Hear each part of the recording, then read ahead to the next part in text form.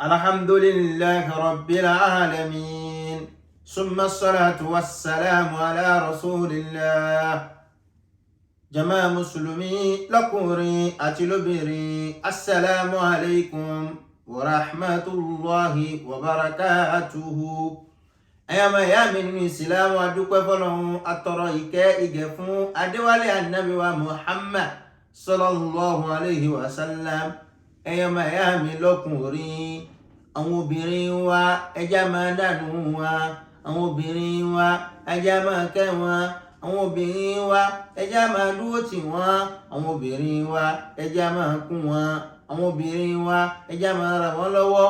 Àwọn obìnrin wa bá ń ṣèkà àlejò lọ́wọ́ kò túmọ̀ sí wípé ká yẹra fún wọn yányá. Bá ń ṣèkà àlejò lọ́wọ́ kò túmọ̀ sí wípé ká máa lé mọ́ wọn. Bá ń ṣèkà àlejò lọ́wọ́ kò túmọ̀ sí wípé ká máa kanra mọ́ wọn. Ìbẹ̀ nínú obìnrin bí kàlejò ẹ bá dé ara máa ń níní ara máa ń kán ni, ìdààmú máa ń dé bá ni. Ẹ dákun ẹjá máa ràn wọ́n lọ́wọ́, ẹjá máa rọ̀ fún wọn, ẹjá máa gbé wọn pẹ̀lẹ́pẹ̀lẹ́, ẹ má já máa ní wọn lára. Nǹkan àlejò ni wọ́n ń ṣe, wọn ò yàgbẹ́ sára. Nǹkan àlejò ni wọ́n ń ṣe, wọn ò tọ̀ sára. Nǹkan àlejò ni wọ́n ń ṣe kò sọ wọ́n di ẹni tó ṣe ń gbà àlè súnmọ́ tàbí àlè bá ṣe rárá. Ẹ dákun ẹ má jẹ́ á ṣe ohun tí Kùránì ò sọ ká ṣe. Ọ̀tọ̀ ni Kùránì sọ fún wa, ẹ má jẹ́ ká sọ di bá mi. Tó bá rí bẹ́ẹ̀ wo àwọn obìnrin wa tó bá ń ṣe ká àlejò lọ́wọ́, báwo ló ṣe ká ṣe bá wọn lò? Kí l'Ọlọ́run ń sọ? Kí l'Ànábì ń sọ? Báwo ni Ànábì gangan ṣe ń ṣe? Ohun tá fẹ́ bára wa sọ lọ́jọ́ tèmi náà nù ni. Tó bá rí bẹ́ẹ̀ àwọn ọkùnrin ẹjá lọ náà lọ Kùránì. A'udhu billahi minash shaytanir rajim. Bismillahir rahmanir rahim. Ọlọ́run jẹ́ kó yé wa wípé kí ni wa yas'aluna 'anil mahid qul huwa adhan fa'tazilu an-nisaa fil mahid wa la taqrabuhunna hatta yatahharna fa idha tatahharna fa'tuhunna min haythu amarakumullahu inna Allaha yuhibbu tawwabina wa yuhibbul mutatahhirina. Ọlọ́run jẹ́ kó yé wa wípé Ànábì Muhammad wọ́n bọ̀ wá béèrè lọ́wọ́ rẹ̀. Wa yas'alunaka wọ́n bí ẹ́ wọ́n bọ̀ wá bí ẹ́ o kí náà fẹ́ bí ọ́ Muhammadu sallallahu alayhi wa sallam anil mahidi. Wọ́n bọ̀ wá bí ẹ́ nípa nǹkan àlejò táwọn obìnrin máa ń ṣe lóṣù.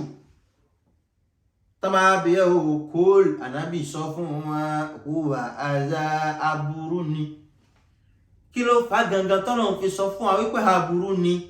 Nítorí àwọn ìdọ̀tí lẹ obìnrin ń fọ̀ jáde, àwọn nǹkan dọ̀tí tí ò dá lára ni wọ́n ní ṣàn jáde. Kò wá yẹ ká máa wá bá wọn lò pọ̀ lákòókò yẹn. Òun lọ́lọ́run fi sọ fún pé sọ fún wọn kóòl huwa àzá fa'tazilu nisaa fil mahid. Tó bá ti di wípé wọ́n ń bẹ̀rẹ̀ nǹkan àlejò wọn, ẹ dákun ẹ yẹra fún wọn. Ẹ yẹra fún wọn tọ́lọ́run bá ní níbo ni o? Ṣé ká má bá wọn ṣe rárá ni? Irọ́ ni. Ṣé ká má súnmọ́ wọn mọ́ ni? Irọ́ ni. Ṣé ká má jẹ oúnjẹ wọn mọ́ ni? Irọ́ ni sẹ́. Ṣé ká má mú wọn mọ́ ni? Irọ́ ni. Obìnrin yẹn bá ń ṣe nǹkan oṣù lọ́wọ́ tí nǹkan àlejò ẹ dé bá ti ń ṣe lọ́wọ́ kò sọ wípé kó má bá ṣe rárá. Má gbọ́ ohun tọ́lọ́run bá sọ o. Ó ní fa'tazilu nisaa fil mahidi wa la taqrabuhunna hatta yatahharna. Ó ní o má ṣe bá wọn lò pọ̀, má ṣe bá wọn ní nǹkan àṣepọ̀ títí fi di wípé ara wọn mọ́ tí wọ́n fi wẹ̀ tí wọ́n fi mọ́. Ìyẹn jẹ́ sí wípé kí ni aburú tọ́lọ́run bá ń sọ ní wípé kí ni kò ní da wípé kíkẹ́ ẹ̀jẹ̀ yẹn kó máa ṣàn, kí àwọn ìdọ̀tí yẹn kó máa ṣàn kó wọ́n tó máa bá wọn lò. Ó ti kò lọ bá wọn dókítà, wọ́n kọ̀ fún wọn, Kùránì sì ti kọ̀ fún wọn ṣáájú. Ó ní fa'tazilu nisaa fil mahidi wala taqrabuhunna hatta yatahharna. Ẹ má ṣe súnmọ́ wọn, súnmọ́ wọn tọ́lọ́run sọ yẹn ẹ jìnnà sí wọn. Fa'tazilu nisaa fil mahidi wala taqrabuhunna. Ẹ má ṣe súnmọ́ wọn nígbà tá a bá ń ṣe kan oṣù lọ́wọ́. Súnmọ́ wọn tọ́lọ́run bá ń sọ yẹn ká má bá wọn lò pọ̀ ní jẹ́ bẹ́ẹ̀. Ká má bá wọn ṣe ohun tọ́kùnrin pẹ̀lú obìnrin ń ṣe, òun ni wọ́n wí. wọn ní ká má ràn wọ́n lọ́wọ́, wọn ní ká má ṣe bí lọ́kọ àti láya ká má bára wa sọ̀rọ̀ ká sunú bẹ́ẹ̀dì kan náà. Obìnrin wa nìkan oṣù kò sọ pé kẹ má sunú bẹ́ẹ̀dì kan náà, obìnrin wa nìkan oṣù kò ní pé kẹ má jọ máa jáde pọ̀ kẹ má yín lọ́wọ́. Irọ́ ni o, ẹ bá wọn ṣe, ẹ má jìnnà sí wọn, ẹ má lé wọn jìnnà. Ìwọ̀n kan tọ́rọ̀ wọn bá kọ̀ ní pé kí ni ẹ má ṣe lọ́kọ láya bí tí intimate nítorí ọ̀pọ̀ èyìnbó mà ní intimate, ẹ má ṣe tìkan wara wọn. Wala taqrabuhunna hatta yatahurna títí fìdí gbẹ̀rí pé ó ti bùṣe wọ́n sì ti wẹ̀ wọ́n sì ti má. Tó bá rí bẹ́ẹ̀ Ọlọ́run ní fa idha tatahharna fa'tuhunna min haythu amarakumullah. Tó bá rí pé wọ́n wẹ̀ bùṣe tí wọ́n má ẹ súnmọ́ wọn gbọ́nà táwọn Ọlọ́run ọba àgbà yín láyè ń pé kẹ́ fi súnmọ́ wọn. Kí lọ́lọ́run fẹ́ ló bẹ́ẹ̀ ń bẹ nínú àwọn ọkùnrin tí wọ́n ya wèrè gidi gan. Lẹ́yìn ìgbà tí wọ́n bá gbé Ọlọ́run sọ wípé ẹ má súnmọ́ wọn, wọ́n ó bi àáfàá ń pé kí ló fà á. Àfáà ó sọ fún wọn pé aburú ni nítorí ìdọ̀tí ní jáde, ohun tí ń jáde kò yẹ kó tún wọlé ń bẹ̀. Wọ́n sọ fún wọn pé àtọ́ bá jẹ́ bẹ́ẹ̀ o, ọ̀hún ò bá lè wọlé gbáwájú, àwọn ò wọlé gbẹ̀yìn, ìsìlámù ò faramọ́. Òun lọ́lọ́run fi ń sọ fún wa wípé fa idha tatahharna fa'tuhunna min haythu amarakumullahu. Ẹ súnmọ́ wọn gbọ́ ọ̀nà tọ́nu wọn bá yọ̀dá fún yín. Ẹ má ṣe gbẹ̀yìn wọlé o. Bí wọ́n bá ti ń ṣe kan oṣù, ẹ ṣe sùúrù fún wọn. Bí kan àlejò wọn bá ti dé, ẹ ṣe sùúrù fún wọn. Tó bá ti wá bùṣe, tí wọ́n ti mára, tí wọ́n ti wẹ̀, ẹ dákun o. Tó bá rí bẹ́ẹ̀, ẹ máa súnmọ́ wọn gbọ́ ọ̀nà táwọn Ọlọ́run bá yọ̀dá fún yín nìkan. Tó bá rí bẹ́ẹ̀, inna Allaha yuhibbu tawwabina wa yuhibbul mutatahhirina. Dájúdájú àwọn Ọlọ́run ọba afẹ́ràn àwọn ẹni tí máa ń túbá. Nítorí náà kí ìsìláàmù tó dé, àwọn kan wọ́n ń bẹ tó yẹ pé òbí wọn bá ti ń ṣe kan oṣù wọn ò kọ̀ ká má bá wọn lò pọ̀. Ìwọ tó bá ti ń ṣe bẹ́ẹ̀ rí, dákun nǹkan burúkú ni. Ìwọ tó ṣe pé òbí yẹn bá ṣe kan oṣù máa ń gbẹ̀yìn wọlé, dákun dájú nǹkan burúkú ni kò lọ́ọ́ tó bá. Ọlọ́run máa nífẹ̀ẹ́ sí kí ni inna Allaha yuhibbu tawwabina wa yuhibbul mutatahhirina. Ọlọ́run bá máa nífẹ̀ẹ́ sí àwọn tó ṣe wípé wọ́n máa túbá síwájú Ọlọ́run ọba tí wọ́n sì máa wá fọ ara wọn mọ́ lọ́dọ̀ Ọlọ́run ọba. Ọlọ́run kó dákun kó ràn wá lọ́wọ́. Èyí ń túmọ̀ sí fún wa wípé ẹ dákun àwọn obìnrin wa tó máa ń ṣe ká àlejò, ẹ má ṣe já jìnnà sí wọn, ẹ má bá wọn lò pọ̀ ní wọ́n wí, wọn ní kẹ́ má bá wọn ṣe. Ànábì Muhammadu sallallahu alayhi wa sallam báwo ni wọ́n wá ṣe gbà pẹ̀lú àwọn ìyàwó ẹ̀ tí àwọn ìyàwó ẹ̀ bá ń ṣe àwọn nǹkan oṣù lọ́wọ́. Tó bá rí bẹ́ẹ̀, àní Aisha radiyallahu anha ẹgbàá yóò Aisha ló gbà wá fún wa. Ó ní kuntu ashrabu wa ana haid. Ó ní èmi Aisha o, nígbà tí ana haid, nígbà tí n bá ṣe ká àlejò mi lọ́wọ́ o, mo máa mú mi, mo máa bẹ̀lẹ́ ni tí mú mi, tí n bá mú mi ọ̀hún o, thumma unawiluhu nabiyya sallallahu alayhi wa sallam. Abọ́ tí mo fi mú mi yẹn gangan mo máa gbé fún Ànábì wa Muhammadu sallallahu alayhi wa sallam. Tí n bá gbé fún bùṣe fayada'u fahu ala mawdi'in fihi. Ànábì Muhammadu sallallahu alayhi wa sallam òun gangan yóò wá mú mi ọ̀hún pọ̀lọ abọ́ kan náà tí mo fi mú mi. Kódà ibi tí mo gbé ètè mi lé gangan, tó bá gbọ́ mi náà lọ́wọ́ mi bùṣe, ìmọ̀ gbé ẹnu ẹ̀ lébi náà gangan fàyàṣrọ̀bù ló wá mú mi ọ̀hún. Kí la fẹ́ lò níbẹ̀? Aisha ń ṣe ká àlejò lọ́wọ́, agbọ́ tó fi mú mi, Ànábì fi mú mi. Kódà ibi tó gbẹ́nu lé gangan l'Ànábì tó gbẹ́nu lé. Ọmọ ìyá mi ní ìsìlámù èyí jẹ́ sí pé kí ni báwọn obìnrin wọ́n bá ń ṣe ká àlejò lọ́wọ́ kò túmọ̀ sí wípé ká jìnnà sí wọn, kò túmọ̀ sí wípé ká sọ wọ́n di ọ̀tá. Ká má ṣe bẹ́ẹ̀, ká má bá wọn ṣe, ká má bá wọn lò, ká má ràn wọ́n lọ́wọ́, ká má súnmọ́ wọn, ká má wọlé sí wọn lára lọ́lọ́run kọ̀. Tó bá wá rí bẹ́ẹ̀ nínú hadith mi tí Sufyan ó gbà wá o, ó ní hadassana Sufyan an Mansur an ummihi an Aisha radiyallahu anha. Hadisi kan Aisha ló gbà wá o, ó ní Aisha sọ pé kí ni qala nabiyyu sallallahu alayhi wa sallam. Ó ní Ànábì Muhammadu sallallahu alayhi wa sallam kana nabiyyu sallallahu alayhi wa sallam.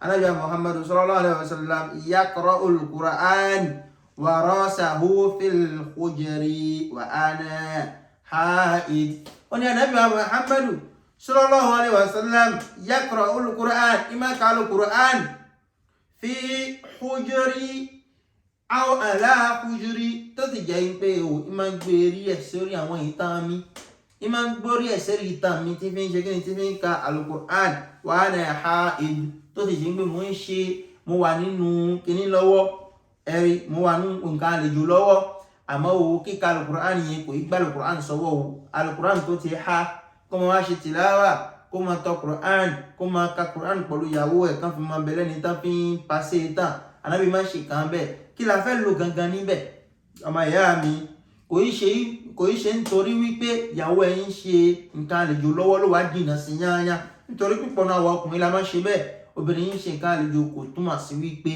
á jìnnà sí wọn á pa wọn tì á máa wá kan àmọ́ wọn ìsìlámù ò kọ́ wa bẹ́ẹ̀ obìnrin máa ń ṣe nǹkan àlejò ó bá lò ó bá ṣe òòkan ní wọlé ni èyí tí èèyàn ò bá jẹ́ ìwọ̀nba ohun ta ní ká sọ fara wa Ọlọ́run kó gbàdúrà wa kó sì ràn án lọ́wọ́ kó fún alágbọ̀yé ìsìlámù ju báyìí lọ. Chers frères d'islam, le sujet de ce jour consiste à attirer notre attention sur le fait que lorsque nos femmes sont en période de menstruation, il n'est pas recommandé de s'éloigner complètement d'elles. Car le prophète Mohammed sallallahu alayhi wa sallam aussi ne s'éloignait pas complètement de ces femmes pendant qu'elles sont dans leur période de menstruation. Certes, Allah nous a dit dans le Coran, ô Mohammed, on viendra te demander à propos des périodes de la femme, de la menstruation. Alors dis-leur que c'est un mal. Alors, éloignez-vous d'elles pendant qu'elles sont en menstruation. Éloignez-vous d'elles et ne vous approchez pas d'elles. Qu'est-ce qu'Allah essaie de nous dire là? Il ne faut pas avoir d'intimité avec vos femmes pendant qu'elles sont dans leur période de menstruation. Ce n'est pas qu'il ne faut pas du tout parler avec elles ou bien rire avec elles, échanger avec elles, discuter. Non, non, non. Allah n'a pas dit ça. Allah nous interdit juste de tenir des rapports avec elles pendant qu'elles sont dans leur période de menstruation. Et aussitôt qu'elles se purifient, aussitôt qu'elles aient fini leur période de menstruation et qu'elles se sont lavées, on peut continuer à cohabiter avec elles. Alors, Aïcha radiallahu anha, elle nous dit que pendant qu'elle est en menstru, elle boit, d'accord, dans le même bol que le prophète Mohammed sallallahu alayhi wa sallam. Et mieux, le prophète a posé, d'accord, sa bouche exactement à l'endroit où elle a posé sa bouche quand elle voulait boire. Quel est l'enseignement que nous voulons tirer de ce hadith? C'est que le prophète sallallahu alayhi wa sallam ne s'éloignait pas complètement de ses femmes pendant qu'elles sont dans leur période de menstruation. Dans un autre hadith, Aïcha nous dit que le prophète Mohammed sallallahu alayhi wa sallam pose sa tête sur ses cuisses et révise le Coran, récite le Coran. D'accord, c'est pas qu'il a le livre en main, non. Il récite le Coran dans tout en ayant sa tête posée sur ses cuisses, même pendant qu'elle est en période. Alors cela sous-entend quoi? Le prophète Mohammed sallallahu alayhi wa sallam ne s'éloignait pas complètement de ces femmes. Il ne les abandonnait pas. Il ne les traite pas comme une impurité ou bien quelque chose. Non. Le prophète Mohammed sallallahu alayhi wa sallam cohabite avec ces femmes. La seule chose qu'il ne fait pas, c'est d'avoir une pénétration avec ces femmes pendant qu'elles sont en menstru. Donc ce n'est que ce que Allah nous interdit. Qu'Allah facilite la compréhension, que nous comptons parmi ces serviteurs qui écoutent sa parole et s'évertuent à l'appliquer de la meilleure manière. Assalamu alaikum wa rahmatullahi wa barakatuhu.